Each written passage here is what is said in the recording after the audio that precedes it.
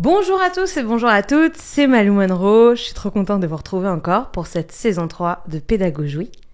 Aujourd'hui, j'ai un invité de marque à vous présenter qui va nous parler de son expérience et de ce qu'il a observé de la bisexualité. Alors, on en parle quand même beaucoup de la bisexualité, mais il y a quand même beaucoup de questions autour de est-ce qu'on est tous plus ou moins, tous et toutes plus ou moins bisexuels, est-ce que la biphobie existe, est-ce que parfois dans certaines situations ça peut même être mieux vu, est-ce que c'est sous-représenté, comment se l'approprier, comment se rendre compte qu'on l'est aussi, comment en parler.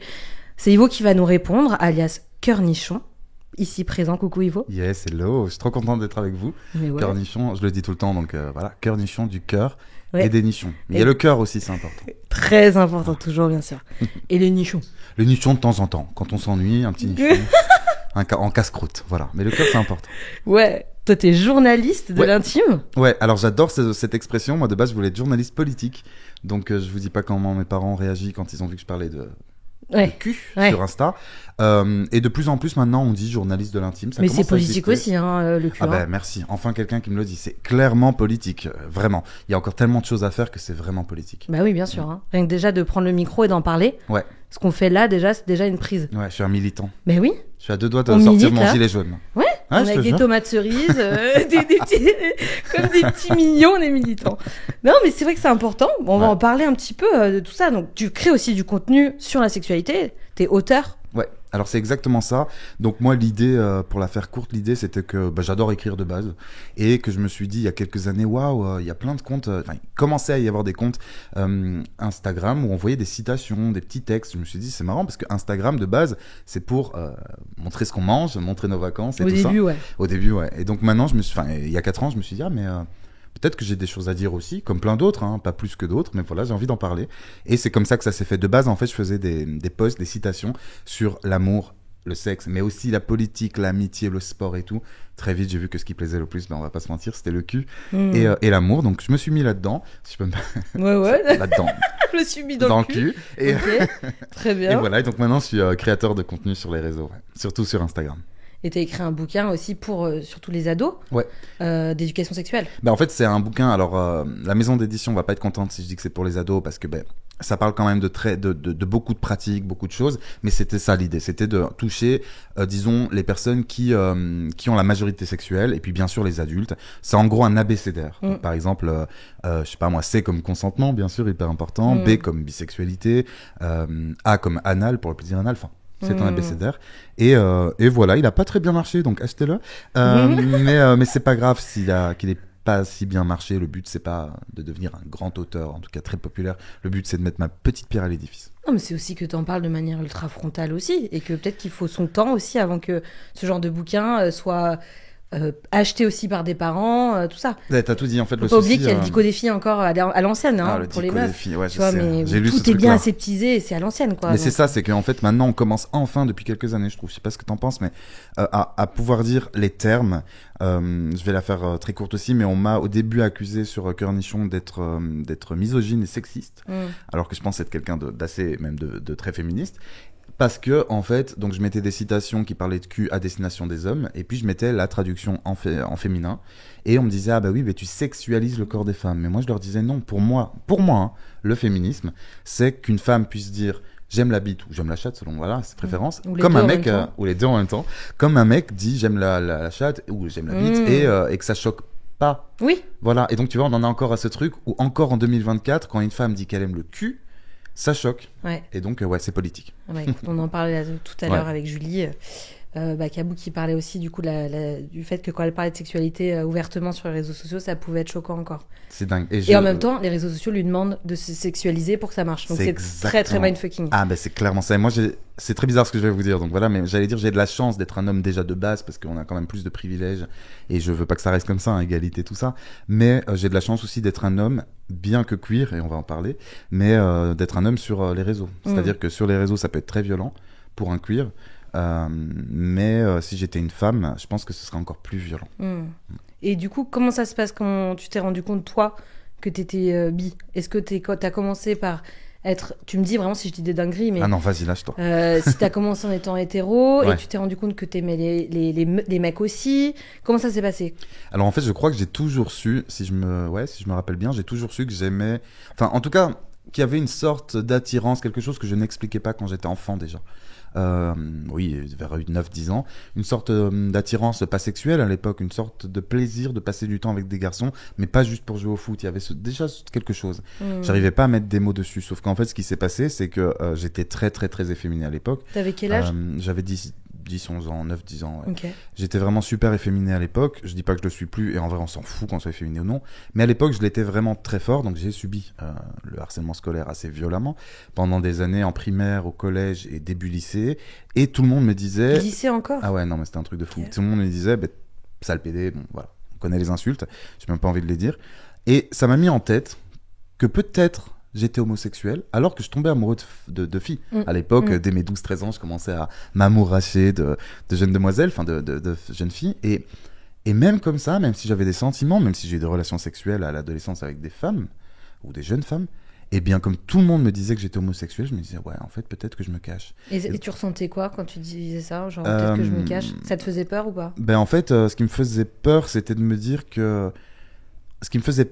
Bon, du mal, c'était évidemment les insultes, on va pas se mentir. Insultes et pas que, donc c'était pas ouf. Mais ce qui me faisait peur, c'était qu'ils aient raison. J'avais très peur d'être homosexuel. D'accord. Très bizarre.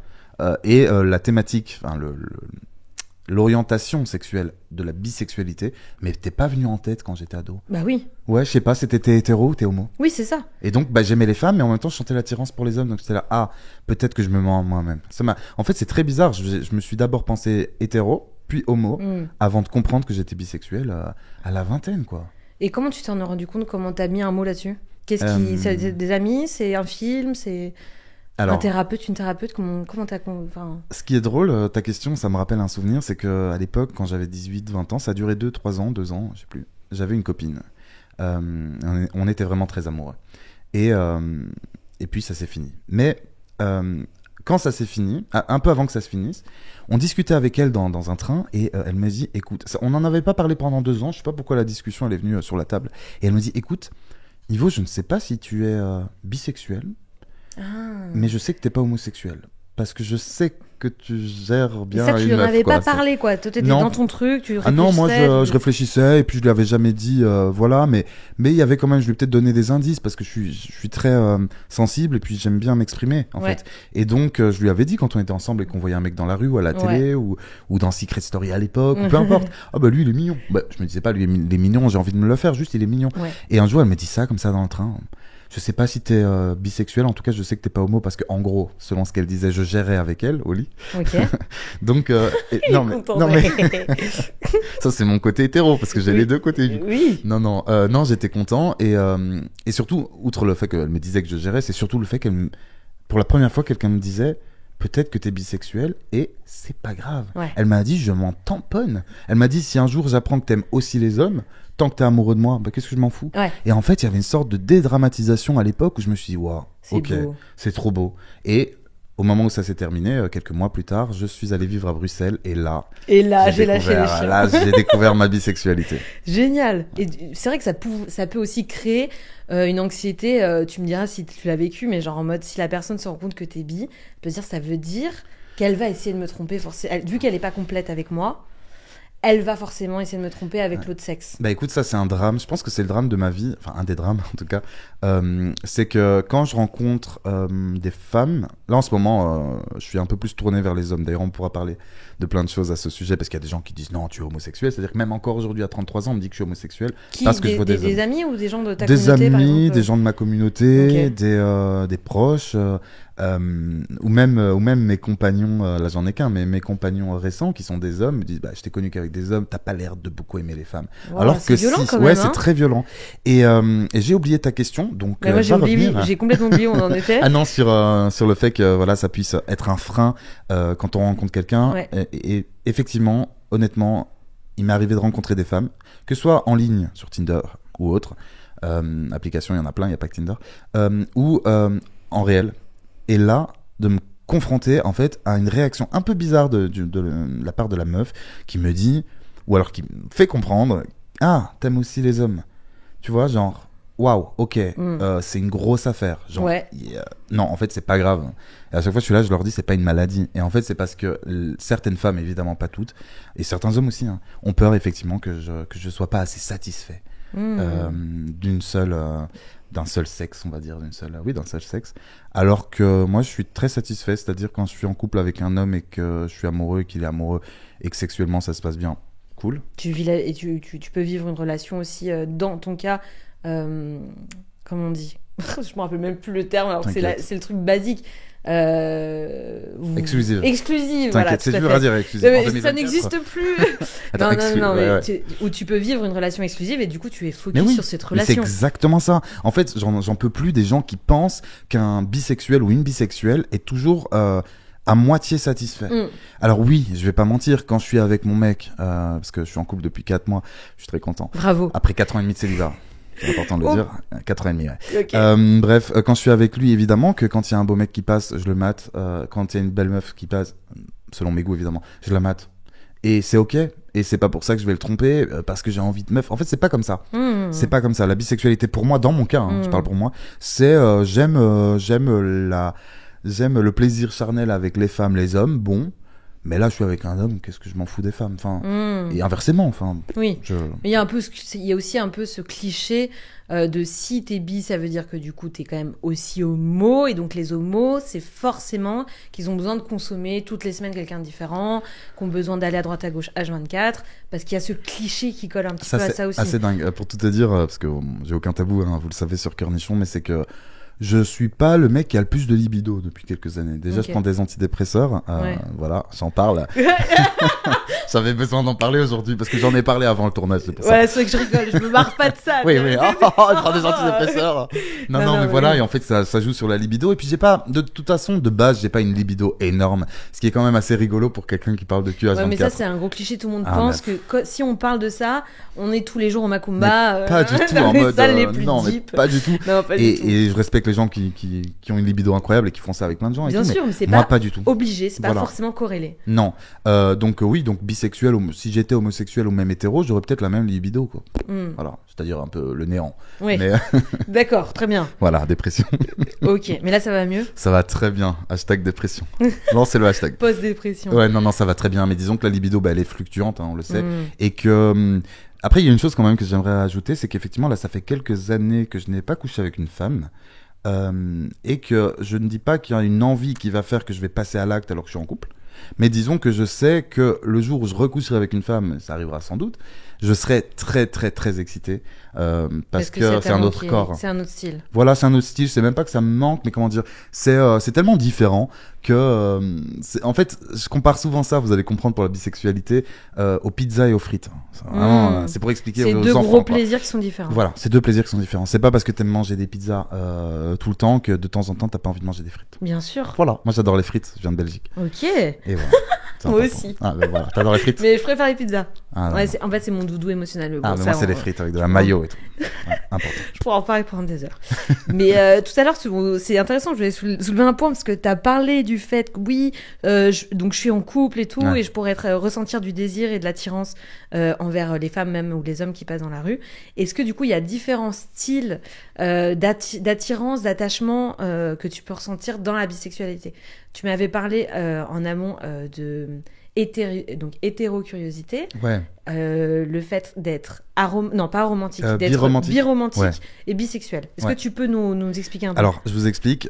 Alors, donc déjà, le fait d'être hétérocurieux, j'avoue, moi, que j'ai un petit penchant, mon mec va adorer, j'ai un petit penchant pour les hétérocurieux. Un hétéro curieux, c'est quoi? C'est un hétéro qui se cherche, moi je dirais ça comme ça. Un ou une. Un ou une, bien sûr. Merci beaucoup. Qui se cherche, qui a envie d'être curieux et curieuse vers les personnes du même sexe qu'elle ou que lui. Voilà. Je la fais courte. Qui n'a pas forcément encore passé le step, mais qui pense et qui se pose des questions. Et j'ai rencontré pas mal dans ma vie d'hétéro curieux mecs qui avaient envie d'essayer avec moi. Et je me suis vraiment, on m'a vraiment brisé le cœur plein de fois. Bien sûr. Parce que je suis sentimental de base et je tombe très facilement. Je tombe amoureux parfois. Et tomber amoureux d'un hétéro curieux, c'est dur. Qui finalement se dit non. Qui finalement se dit en fait peut-être qu'il est donc il est hétéro curieux. Peut-être qu'il est bisexuel. Donc d'un point de vue sexuel, c'est D'accord. ok de faire des choses avec moi et avec d'autres hommes, mais pas biromantique pour t'expliquer. Ok, donc C'est-à-dire tu que peux moi, vraiment séparer les deux, voilà, quoi. il y a vraiment des gens maintenant, et tant mieux, parce qu'on affine de plus en plus l'identité. L'identité, elle est fluide, et c'est pas grave si un jour on est ça et le lendemain on est autre chose. Mais on dit maintenant, en tout cas, je connais des hétérocurieux qui disent, moi je suis bisexuel, mais je ne suis pas biromantique. Je ne tomberai pas amoureux, selon eux, et c'est ok, de quelqu'un qui a le même sexe que moi. Ce qui est très dur pour un mec comme moi, qui ouvre grand, qui écarte grand les jambes, mais qui ouvre, Bah qui oui, ouvre oui, grand puis son qui cœur grand- aussi. qui ouais, cœur-nichon, quoi. Ouais, cœur-nichon du cœur et des... Non, mais sans rire, ça a été violent beaucoup de fois. Et pourquoi je suis attiré en particulier par les hétéro-curieux? Je pense que c'est parce que il y a ce truc de me dire, à l'époque, j'étais plus jeune, mais de me dire, ok, pas je vais les convertir. Je vous rassure, c'est pas mon but de les convertir en homosexuels, mais il y a ce truc de me dire, ok, le mec se cherche, je trouve ça tellement touchant parce que Ouais. je suis passé par là, Ouais, blablabla, et en fait, pas du bien tout. sûr. Parce que Et t'as tu une peux grosse être... sensibilité par rapport à des gens Voilà. qui se cherchent. J'ai envie de les Ils savent aider. pas où ils en, Enfin, où ils en enfin, sont. je couche pas pour aider. Mais oui, Je suis pas... Le mec, il a mais je pitié. vois très bien. Mais tu vois, c'est ce bien truc où je sûr. me dis, ok mec, si je t'aime beaucoup, je t'apprécie, je tomberai peut-être amoureux de toi plus tard, mais au début là, il y a un bon feeling. Si t'en as envie et que j'ai envie, viens, on fait des bails, et après tu verras si y a moyen d'être amoureux. Mais parfois il y a pas moyen, et c'est ok.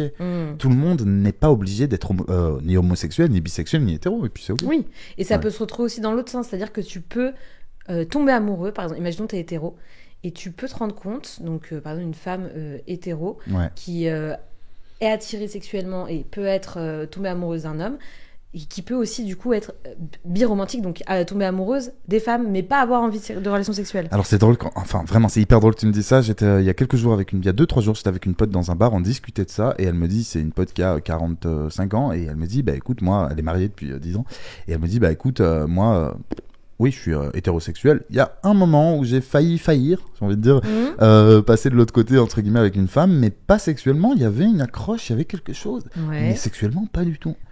Et Mais en il y avait une attirance plus forte que de l'amitié. voilà, c'était une sorte, moi j'appelle ça l'ami-mour, enfin moi, sûrement d'autres. Typiquement, il y a un des hétéro-curieux, enfin parce qu'on parle d'hétéro-curiosité, il y en a un d'eux où on est resté très amis, mais on sera jamais amis et on sera jamais amoureux. En fait, il y a une C'est un sorte, truc de fou. on est ami-moureux, Mmh. ou tu vois. Et je sais qu'il se passera jamais rien d'un point de vue Après, amoureux. ça peut être de l'amour, mais qui n'est pas consommé, qui reste platonique et qui n'est pas tamponné avec une relation. Voilà, c'est ça. C'est plus ouais, mais tu vois, l'amitié, c'est aussi de l'amour quelque part. Oui. C'est une forme d'amour, mais là, c'est plus que ça. C'est quelque chose où c'est comme, tu sais, ce truc de sœur jumelle, âme sœur. Enfin, c'est très différent. Âme jumelle. Âme jumelle. Oh là là, Sœur jumelle, le fantasme qui est fantasme. sorti. Ah merde. Coucou à ma pote, elle se reconnaîtra qu'il y a une sœur jumelle. Bref, mais non, âme jumelle, c'est ça, merci. Ouais, en fait, bon, il y a une sorte de flamme flamme jumelle, jumelle, tout ça. il y a une sorte de connexion, quoi. Ouais. Une connexion qui est assez forte. Mmh. Parce que je suis très très très ouvert à l'amour, à l'amitié, et même je suis très ouvert, peut-être plus que d'autres, et peut-être moins que d'autres aussi, mais à la complexité des relations interpersonnelles. Ouais. En gros, je vais tomber amoureux ou pas amoureux, j'arrive pas à savoir, mais je m'en fous. Je me dis, tu sais quoi, là on vit un truc fort, et on s'en fout des mots, de qu'est-ce que c'est précisément. Je rebondis sur ce que tu disais tout à l'heure par Ouais. rapport à ta pote qui disait ça y est, je crois que je suis passée de l'autre côté. Ouais, Tu vois, il y a un peu dans le cerveau ce côté, bah, il y a une barrière qu'on va franchir ou pas. Et c'est comme si une fois qu'on l'a franchie, ça y est, on est tamponné avec cette étiquette-là. Et donc du coup, la question que je pense que certains auditeurs, auditrices se posent aussi, Ouais. c'est est-ce que, imaginons je suis hétéro, un jour, je décide de faire une expérience où je décide, où je ressens quelque chose pour une... donc imaginons je suis une femme et je ressens tout à coup des choses pour une autre femme. ouais. Alors d'habitude c'est toujours avec des hommes. Est-ce que ça fait de moi à vie une bisexuelle ? Mais moi, je suis pas d'accord avec ça. Et en fait, j'ai longtemps pensé ça avec les mecs hétéro-curieux que j'ai rencontrés, parce que je souhaitais, en fait, intimement, je souhaitais qu'ils soient homosexuels ou bisexuels à vie. Mais en fait, c'est plus complexe que ça. C'est en gros, je vais être très cash, mais bon, Cornichon, vous connaissez. C'est que quand un des gars, a commencé à me sucer dans mon lit, je me suis dit bingo, pas en mode je l'ai eu. Il était consentant, j'étais consentant, et voilà. Mais je me suis dit bingo. Il est bisexuel et il s'assume enfin à 25 ans. Ok. Enfin, il n'y a pas de... Voilà. Et en fait, je veux dire, il n'y a pas d'âge pour s'assumer. Mais non. après plusieurs mois de discussion, j'ai bien compris, et il me l'a dit, et j'ai bien compris qu'il n'était pas bisexuel. Je pense qu'une fois qu'on fait le pas et qu'on a des relations avec des personnes du même sexe, déjà on peut ne pas aimer, ça c'est hyper important parce que Et je lui, l'ai pas il encore t'avait dit. dit qu'il kiffait ou pas? Il avait dit qu'il était gêné au début, mais que ça D'accord. l'excitait fortement, et on a recommencé plus tard. Donc, Ok. donc ça s'est fait plusieurs Donc il y a fois. quand même et... une attirance sexuelle Ouais. par rapport au même sexe. Ouais, mais je suis même pas sûr qu'il va recommencer un jour. D'accord. Pour tout vous dire, Ok. il se reconnaîtra. Mais il m'a dit un jour que il était, je trouvais ça trop mignon, mais que en gros, il était ivosexuel, c'est mon prénom Ivo. C'est tellement chou. Dans le sens où c'était que moi. Ouais. Genre en fait, je parlais tout à l'heure de flammes jumelles, de tout ça, de trucs très forts entre nous. Il me disait, bah en fait, les mecs m'attirent pas Mais jusqu'à toi, j'ai toi. eu envie de Voilà. faire ça. Donc tu vois, c'est possible. C'est fou. Et après peut-être qu'il Donc va. c'est fluide, c'est C'est totalement hyper fluide. Alors ça, c'est le mot. Moi, je vais tout vous dire. C'est pas, voilà, c'est que en fait, quand j'étais en Belgique et que j'étais étudiant, donc ça date, hein, voilà, mais j'avais créé une radio. Et devinez comment je l'ai appelée. Je l'ai appelée Fluide. J'étais directeur de la radio étudiante de l'école, et je l'ai appelée Fluide. Parce que la parole est fluide, c'est hyper important de communiquer Bien et tout. sûr. Mais parce que fluide, pour moi, c'est un mot qui me. Je crois que je vais me le faire tatouer, c'est-à-dire que c'est un mot qui me transperce et qui m'anime. Et en fait, il m'a fallu des années avant d'entendre ce mot dans les médias, sur Instagram et tout. Et je pense que le mot m'aide à m'assumer. C'est-à-dire, c'est OK si c'est fluide, c'est OK si demain t'es différent de la veille. Et si t'es différent après-demain du jour même, tu vois. Et donc la fluidité, même c'est quelque plus chose qui me qu'ok, parle. C'est qu'en fait, c'est la réalité. C'est la réalité. C'est qu'en fait, c'est notre cerveau humain qui a envie de caser Ouais. et qui a envie que les choses ne Tellement. bougent pas pour qu'on comprenne ce qui se passe. Après, c'est drôle que tu dises c'est le cerveau Ou humain pour, parce que. l'autre nous appartienne. Parce que toi, t'avais envie quand même qu'il Ah, ben, soit tamponné ouais. bisexuel pour que tu dises au moins comme ça, on va pouvoir se voir tout le temps et ça Ouais. va marcher. Il n'y aura pas de fin. Ouais, eh ben, il n'y a pas eu de fin dans l'amitié, mais il y a eu une fin dans les relations, on va dire, sexuelles, puisque ben, moi je m'attachais, voilà. Mais j'aime beaucoup ce que tu as dit sur le cerveau, c'est que même moi, je dis même moi, je suis pas supérieur, voilà, mais je réfléchis beaucoup à ces questions, et même moi, et évidemment, alors ça va peut-être choquer, mais voilà, j'aurais préféré, on va plutôt dire ça comme ça, j'aurais préféré être hétérosexuel. Mais 1 million de fois. Pas que je ne suis pas fier d'être qui je suis, bisexuel, j'en parle tout le temps depuis des années, mais ça aurait été tellement plus simple d'être hétéro. Et tu vois, c'est ce truc, ou même d'être homo, en fait, c'est ce truc d'être dans des cases. Moi, j'en peux plus de devoir justifier plein de choses en tant que bisexuel, et même de devoir m'expliquer à des homosexuels, pas tous évidemment, qui ne comprennent pas que la bisexualité existe, qui ne comprennent pas Ils que... te jugent, ils te disent comment tu peux aimer les meufs. Plutôt comment tu peux faire semblant d'aimer les meufs alors que t'aimes les hommes et que tu D'accord. t'assumes pas, tu vois. Et en fait, c'est pour ça, quand on est hétéro dans la tête des gens. Quand on est homo, mais quand on est bisexuel, il y a toujours un doute.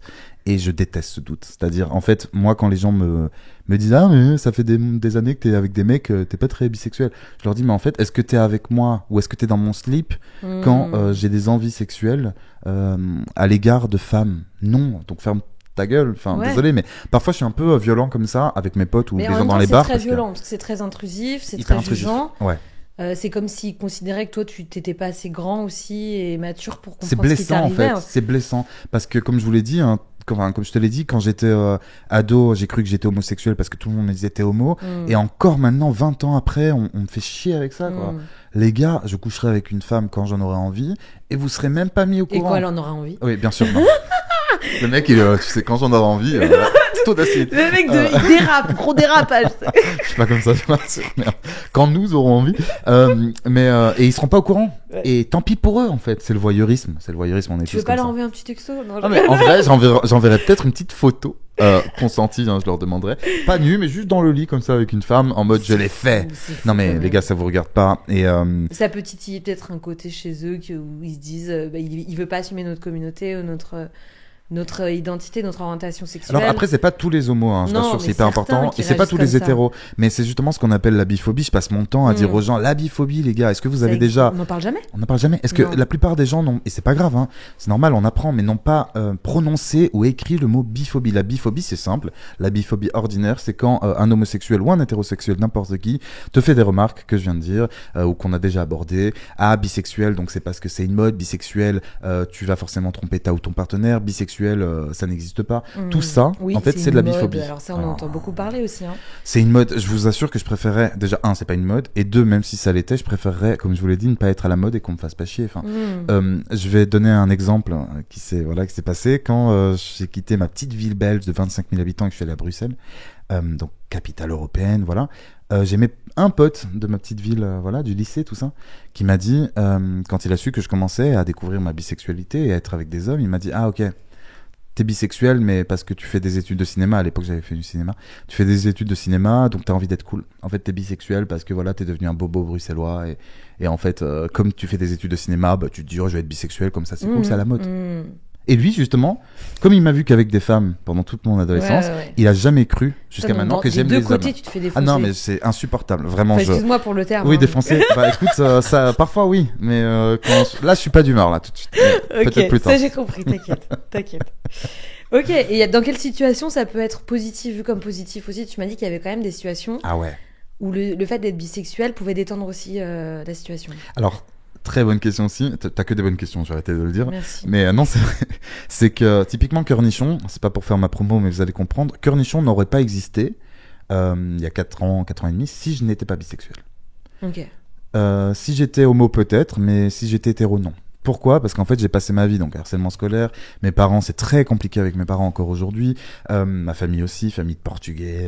Vis-à-vis des orientations sexuelles. Ouais, c'est un cauchemar, c'est une catastrophe. Je peux T'es en parler. Belge et portugais. Je suis vraiment que portugais, mais j'ai grandi en Belgique. Ok. Voilà.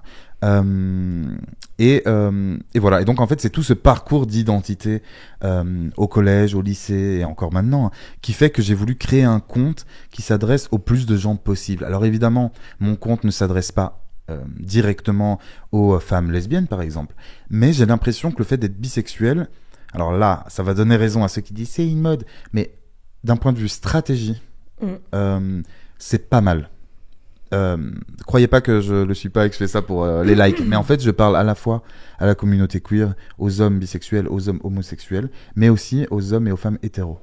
Et donc c'est pour ça je pense que mon compte marche. Donc en fait le fait d'être bisexuel fait que évidemment tu peux pas t'adresser à tout le monde, mais tu peux peut-être t'adresser à un peu plus de monde que si t'avais été soit hétéro, soit homo. Je sais pas si vous voyez, si tu comprends.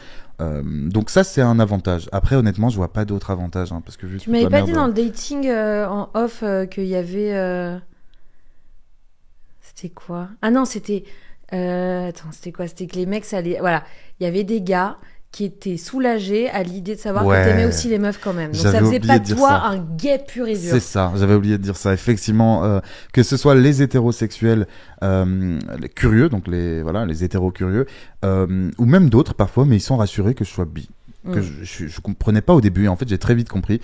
C'est parce qu'ils ont l'impression que je suis un peu comme eux. Par exemple les hétéros curieux disent ah bah lui il aime aussi les femmes, alors si j'ai envie de faire mes expériences sexo, je serais plus à l'aise avec un homme qui aime les hommes, moi, mais qui aime aussi les femmes parce que je leur ressemble. Très étrange. Et donc ils se sentent un peu plus à l'aise avec moi, et continuez, soyez à l'aise avec moi. Le mec il est en chien. Je suis désolé mon amour, il va voir la vidéo, ça va être une catastrophe. Ou écoutez le podcast surtout.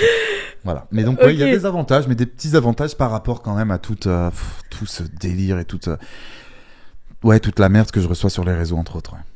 Pour terminer, est-ce que tu aurais un petit message à transmettre à ceux et celles qui nous écoutent et qui ont déjà vécu de la biphobie ? Ouais, je dirais que la biphobie, elle est là aussi parce qu'on a très très peu, et je passe mon temps à le dire, mais très peu de représentativité des bisexuels dans les médias et dans la culture. Genre typiquement, les homosexuels, on les voit de plus en plus, et tant mieux, continuons, c'est pas ça. Les hétéros, on en a soupé, mais restez. Mais les bisexuels, honnêtement, j'en vois peu. Et c'est pour ça que j'ai cru longtemps que j'étais homosexuel quand j'étais ado. Sûr. Parce que aucune ou quasiment aucune référence d'un homme ou une femme, un peu plus, mais bisexuels qui s'assument dans les médias et qui disent je suis bisexuel. Sauf que ils existent, on est là. Et que c'est pour ça que maintenant j'ai même mis, là j'ai peut-être changé récemment, mais pendant des années j'ai mis en description sur Cœur-Nichon, bisexuel de Bordeaux ou bisexuel de Bruxelles à l'époque. Pourquoi ? Pas pour dire les gars je suis bisexuel, je suis content, on s'en fout. C'est parce que je reçois beaucoup de DM de gens de jeunes en particulier, mais pas que, qui vivent la biphobie et qui se posent beaucoup de questions sur leur bisexualité et qui disent mais en fait merci. Alors j'adore, mais je suis trop content. Mais oui. Je me sens utile, mais ils me disent merci parce que au moins tu t'assumes et on voit enfin un bisexuel un peu dans les médias, sur Insta, machin et tout. pour finir là-dessus, il y a plus de représentation des femmes bisexuelles dans la musique, par exemple, ou voilà, au cinéma ou ailleurs, que d'hommes, alors qu'il y a des hommes bisexuels dans les médias. Ils ont le droit, par contre, ça c'est hyper important, ce n'est pas une critique de ma part, ils ont le droit de ne jamais dire qu'ils sont bisexuels, pas de problème. Mais nous, en tant que bisexuels, on souffre un peu de ce manque de représentation. Donc si vous avez vécu et si vous vivez la biphobie, dites-vous que, si ça se trouve, vous êtes même pas bisexuel, ou alors vous êtes de passage, que vous êtes peut-être finalement hétéro, peut-être finalement homo, et en fait peut-être finalement on s'en fout. C'est-à-dire, soyez qui vous êtes. Moi, je suis enfin qui je suis, même si c'est un parcours, et que c'est fluide. Et si demain, avec mon compagnon, ça se termine, et que je me mets avec une femme, et qu'on se marie, et qu'on a des gosses, je vais rentrer dans un truc très... voilà, hétéronormé, c'est ok. Et si je reste avec mon compagnon ou un autre homme, ou peu importe, toute ma vie, et ne plus jamais avoir de relation sexuelle avec une femme, ça fera pas de moi un homosexuel. Et on s'en fout. Voilà. Merci. Voilà, j'ai envie de pleurer.